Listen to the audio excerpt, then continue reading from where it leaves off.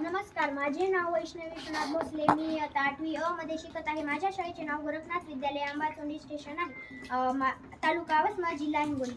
नमस्कार, माझे नाव मनसा सुरेश बुखारे. मी इयत्ता 8वी मध्ये शिकत आहे. नमस्कार, माझे नाव प्राची विश्वंभर खंडारे आहे.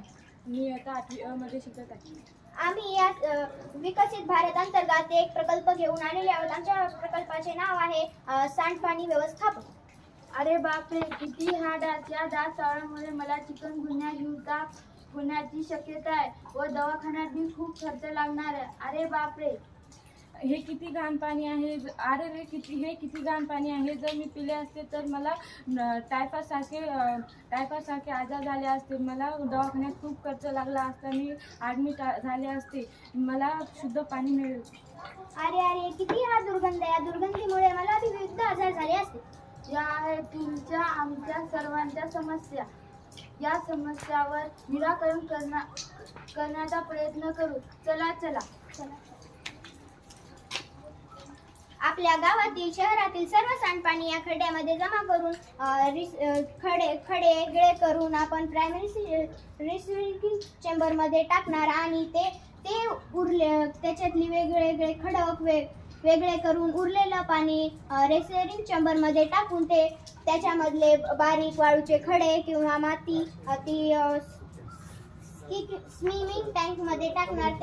तिथे थोडे ऑइल किंवा गिरीस असतो ते उरून त्या प्रायमरी टँक मध्ये जाईल. त्या प्रायमरी टँक मध्ये पाणी थोडं स्थिर ठेवून त्याच्यामधले विविध शेवाळ कचरा गाळ वेगळा करून एरिएशन टँक मध्ये जाईल.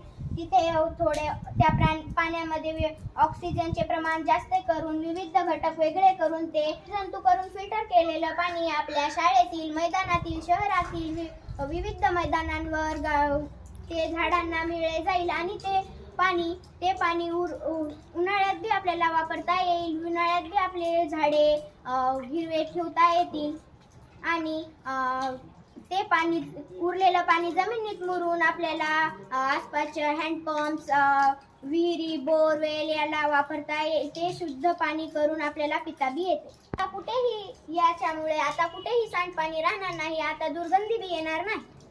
आता त्या डासांची निर्मिती होणार नाही व मला कोणतेही आजार होणार नाही. अशा प्रकारे मला पाणी पिण्यास मिळेल. आम्ही आमच्या समस्येवर हा उपाय केला, तुम्ही बी करा. नमस्कार.